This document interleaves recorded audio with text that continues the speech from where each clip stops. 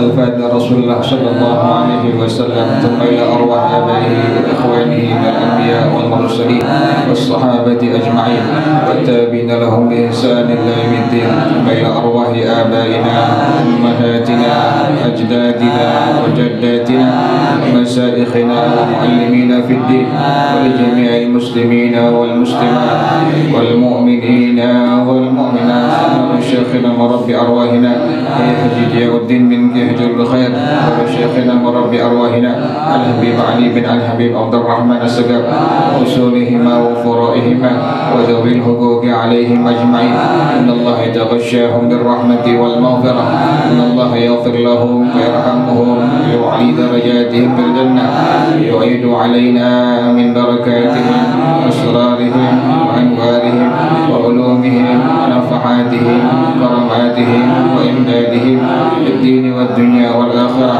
الفاتحة لهذه النية على كل نية صالحة جالبة لكل خير دافعة لكل شر إلى حضرة النبي محمد صلى الله عليه وسلم. الفاتحة. أعوذ بالله من الشيطان الرجيم بسم الله الرحمن الرحيم الحمد لله رب العالمين الرحمن الرحيم مالك يوم الدين إياك نعبد وإياك نستعين اهدنا الصراط المستقيم صراط الذين أنعمت عليهم غير المغضوب عليهم ولا الضالين آمين. اللهم صل وسلم على سيدنا محمد الفاتح لما أغلق الخاتم لما سبق الناصر الحق بالحق والهادي إلى صراطك المستقيم وعلى آله وصحبه حق قدره ومقداره العظيم. اللهم أخرجنا من ظلمات الوهم وأكرمنا بنور الفهم وافتح علينا بمعرفة العلم وحسن أخلاقنا بالحلم وسهل لنا أبواب فضلك وانشر علينا من خزائن رحمتك ya arhamar rahimin. Sekarang bagian-bagian air ya, yang kedua ya. Bismillahirrahmanirrahim. Bismillahirrahmanirrahim. Allahumma salli ala sayyidina Muhammadin wa ala ali sayyidina Muhammadin. Bagian-bagian air oleh Al-Ustaz Al-Habib Alwi As-Segaf. Air yang suci, tidak mensucikan. Air yang suci, tidak mensucikan. Yaitu pertama, air musta'mal. Kedua, air yang berubah dengan sifat perubahan yang kentara atau jelas, tersebar, tercampur sesuatu atau benda suci seperti air mawar, air sabun, air kelapa dan lain sebagainya, sehingga perubahan yang demikian menjadikan air tersebut tidak lagi dikatakan atau dinamakan air mutlak atau air suci, mensucikan, artinya air itu telah berganti nama lain, seperti disebut sebagai air mawar, air sabun, air kelapa, karena pengaruh perubahan yang kentara pada air tersebut akibat bercampur dengan benda suci, air mawar, air sabun, air kelapa, dan seperti ketika air mutlak bercampur dengan air susu lalu menyebabkan terjadinya perubahan yang kentara pada air tersebut, maka air mutlak itu telah berganti sebutan namanya, yakni tidak lagi dinamakan sebagai air mutlak atau air suci, mensucikan, tapi telah berganti nama menjadi air suci atau air susu karena disebabkan oleh perubahan yang kentara akibat bercampur dengan benda suci, yaitu susu, dan seterusnya. Jadi kapan waktu saja air suci mensucikan berubah dengan sifat perubahan yang kentara karena bercampur dengan benda-benda suci seperti minyak tanah, minyak kelapa, rinso, dan lain sebagainya, maka air itu tidak sah dipergunakan untuk mengangkat hadas seperti berwudu dan atau menghilangkan najis, sebab kedudukan hukum airnya telah berubah dari air suci mensucikan menjadi air suci tidak mensucikan atau air musta'mal, dan begitulah seterusnya. Allahu a'lam bissawab. Bismillahirrahmanirrahim. Alhamdulillahirabbil alamin.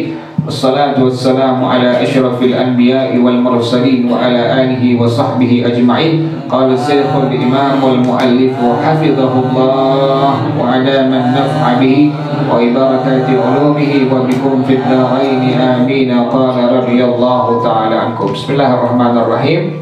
Sekarang kita akan masuk kepada bagian-bagian air. Kemarin sudah disebutkan air mutlak. Nah, sekarang air yang suci tidak mensucikan. Airnya suci, tapi tidak apa? Mensucikan. Airnya boleh kita pakai buat ngeteh, boleh kita pakai buat ngopi, boleh kita pakai buat macam-macam, silakan. Tapi tidak mensucikan. Waktu ini air kita pengen wudu, nggak boleh diapain? Nggak boleh dipakai. Kita pengen habis kencing, kita pengen cebok istinja, nggak boleh dipakai. Atau kita habis hubungan badan dengan istri kita, pengen mandi hadas besar, nggak boleh dipakai. Karena air ini statusnya adalah air yang suci tapi tidak apa? Jelas ya?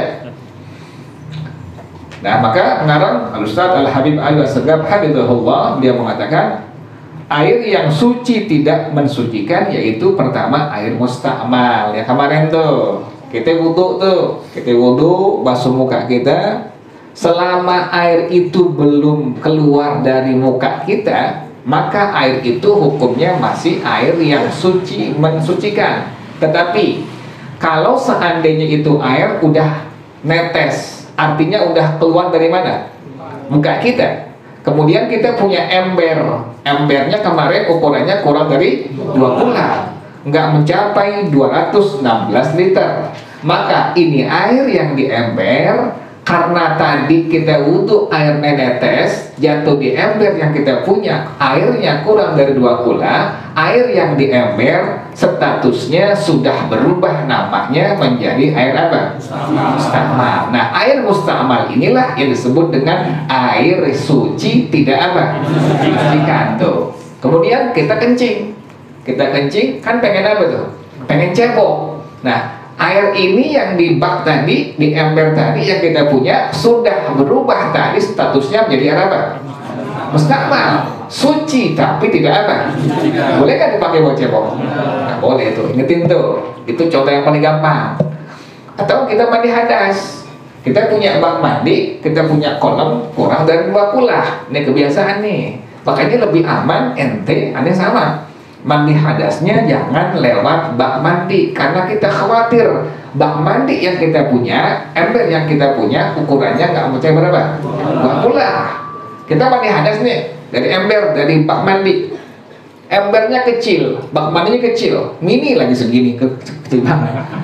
Kita ambil tuh air, kemudian kita pakai buat mandi hadas. Kita niat pas air sampai di rambut kita niat di hati kita, aku niat mengangkat hadas. Misalnya hadas haid, atau hadas janabah, atau hadas nifas tuh. Kemudian airnya yang tadi dari rambut kita, kan tadi selama belum netes status airnya masih apa ini? Suci, mensucikan. Selama belum netes, belum misah dari rambut kita. Pas netes jatuh dari rambut kita, kemudian jatuh kemana itu? Ember yang kita punya, embernya ember mini, ember kecil atau ember yang sedang, tapi ukurannya nggak mencapai berapa? 2 kula. Maka itu air yang di ember yang ukurannya kurang dari 2 kula berubah namanya, sudah tidak lagi menjadi air mutlak tapi menjadi air apa? Mustakmal. Tuh, boleh nggak pakai lagi yang kedua kalinya? Nggak boleh itu. Kenapa demikian? Karena ini air sudah berubah namanya menjadi air suci tapi tidak apa? Tuh. Makanya lebih aman ente ada sama mandi hadas pakai apa itu? Kocuran, padasan, pakai apa lagi? Pakai keran atau pakai shower, itu lebih aman tuh. Jadi ente misalnya bak mandi ini khawatir pas anti ente cedok, ente ambil tuh air, khawatir nanti air dari rambut, dari badan, dari tangan jatuh ke ember itu. Maka itu air sudah mustakmal, nggak boleh dipakai lagi buat apa? Mandi hadas. Kalau begitu keadaannya, maka lebih bagus bagaimana? Langsung aja pakai apa itu? Pakai keran tuh, atau pakai padasan, penuhin padasan, atau pakai shower gitu tuh. Nah itu lebih aman tuh. Lebih aman untuk apa? Untuk menjaga ini air kondisinya tetap air yang apa? Suci, mensucikan. Jelas ya? Jadi itu pertama, air mustakmal. Dalam madhab kita, dalam madhab al-Imam Asy-Syafi'i radhiyallahu anhu wa rahimah, air mustakmal hukumnya suci, tetapi tidak apa? Tidak mensucikan. Yang kedua, air yang berubah dengan sifat perubahan yang kentara atau jelas, tersebab tercampur sesuatu atau benda suci seperti air mawar, air sabun, air kelapa, dan lain sebagainya, sehingga perubahan yang demikian menjadikan air tersebut tidak lagi dikatakan atau dinamakan air mutlak atau air suci, mensucikan. Berubah itu nama air tuh. Ini kita punya air, punya segelas, atau kita punya sebotol, misalnya Aqua atau Oasis. Nah ini air bagaimana hukumnya? Hukum air yang segelas Aqua misalnya, itu hukumnya apa itu? Suci, mensucikan, air mutlak. Kita campur pakai apa? Pakai kopi misalnya, yang ketan, jangan ketan lagi. Pakai kopi, ketan. Pakai kopi campur tuh, kita aduk, berubah itu air statusnya. Yang tadinya ini air adalah air yang mutlak, air yang suci, mensucikan, karena sudah bercampur dengan kopi, maka berubah namanya menjadi air apa? Air kopi. Air itu suci tetapi tidak apa? Mensucikan tuh. Boleh nggak diminum? Boleh. Boleh nggak pakai buat cebok? Hitam tak? Jelas ya? Nah itu yang bilang apa? Air suci tidak apa? Tidak mensucikan. Contoh yang kedua lagi, susu misalnya itu. Kita punya sebotol Oasis, kemudian selama belum dicampur apapun, maka ini botol air yang isinya, yang air isinya ini tadi botol Oasis ya, Hukumnya adalah air apa? Suci, mensucikan, air mutlak. Kita ambil susu, campurin ke dalamnya, berubah jadi air apa itu? Hukumnya apa? Suci, tetapi tidak apa? Kita pengen wudhu, boleh nggak pakai wudhu? Boleh. Kenapa demikian? Ini air sudah berubah namanya. Tadinya air mutlak, berubah namanya menjadi apa? Air suci, tetapi tidak apa? Mensucikan. Jelas ya? Pakai buat mandi biasa boleh nggak? Boleh. Boleh. Jadi putih ntar gitu. Jadi silahkan boleh ya. Karena ini air statusnya apa tadi? Air suci, tetapi tidak apa? Mensucikan tuh.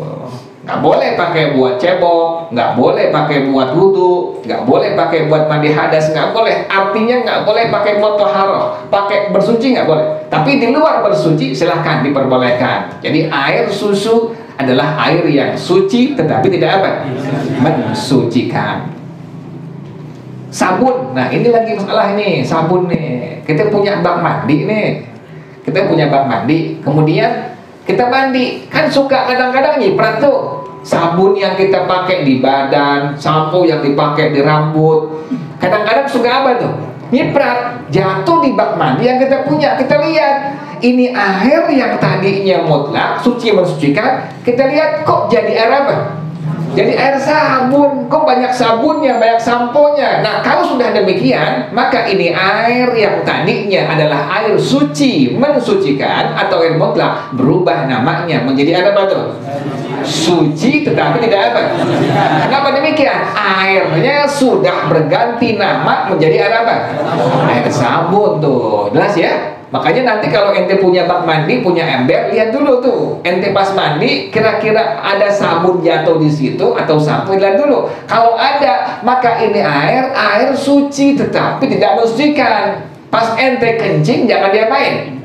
Jangan dipakai buat cebok. Kenapa demikian? Status ini air sudah berubah. Tadi namanya air mutlak, berubah menjadi apa? Air suci, tidak apa? Tidak mensucikan. Jelas ya itu ya? Yang sering kejadian tuh sabun tuh, yang sering kejadian tuh, yang sering jadi demikian. Makanya lebih aman ente kalau buat toharoh langsung dari apa tuh? Keran atau dari padasan, atau ente punya bak mandi atau punya ember yang diapain? Tutup rapat, disegel lagi.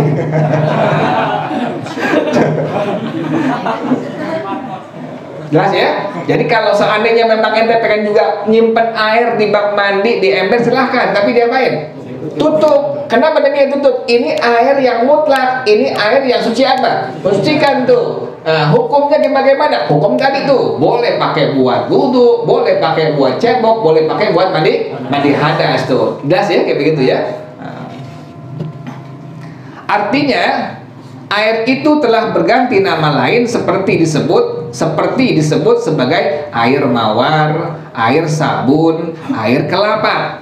Karena pengaruh perubahan yang kentara pada air tersebut akibat bercampur dengan benda suci, air mawar, air sabun, air kelapa. Dan seperti ketika air mutlak bercampur, ingetin tuh, kalau mutlak berarti air yang apa? Suci, mensucikan, atau namanya air tohur. Ada dua ya. Pertama, boleh kita bilang air suci, mensucikan, atau air apa tadi? Mutlak atau air tohur. Sama ini juga tuh. Dibilang air tohur, ya air suci, mensucikan. Air mutlak, ya sama, air suci, mensucikan. Dan seperti ketika air mutlak bercampur dengan air susu, lalu menyebabkan terjadinya perubahan yang kentara pada air tersebut, maka air mutlak itu telah berganti sebutan namanya, yakni tidak lagi dinamakan sebagai air mutlak atau air suci mensucikan, tetapi telah berganti nama menjadi air suci atau air apa? Air susu, karena disebabkan oleh perubahan yang kentara akibat bercampur dengan benda suci, yaitu susu dan seterusnya. Jadi kapan waktu saja air suci mensucikan berubah dengan sifat perubahan yang kentara karena bercampur dengan benda-benda suci seperti minyak tanah, minyak kelapa, rinso dan lain sebagainya, maka air itu tidak sah dipergunakan untuk mengangkat hadas seperti berwudu atau menghilangkan najis. Jadi nggak boleh kalau sudah ini air berubah namanya menjadi air rinso, air sabun, air sampo. Ini air sudah berubah, hilang kemutlakannya. Namanya tadi air suci mesti kan berubah namanya menjadi apa tadi? Air suci tapi tidak apa? Tidak mensucikan. Nggak boleh pakai buat cebok, nggak boleh pakai buat wudhu, nggak boleh pakai buat mandi hadas. Kenapa demikian? Sebab kedudukan hukum airnya telah berubah dari air suci mensucikan menjadi air suci tidak mensucikan atau air apa? Mustamal dan begitulah seterusnya. Jelas ya? Nah, ini bagian yang kedua pada masalah air yang statusnya suci tidak apa? Tidak mensucikan. Wallahu a'lam bishawab. Pengajian laki perempuan dibentuk ya.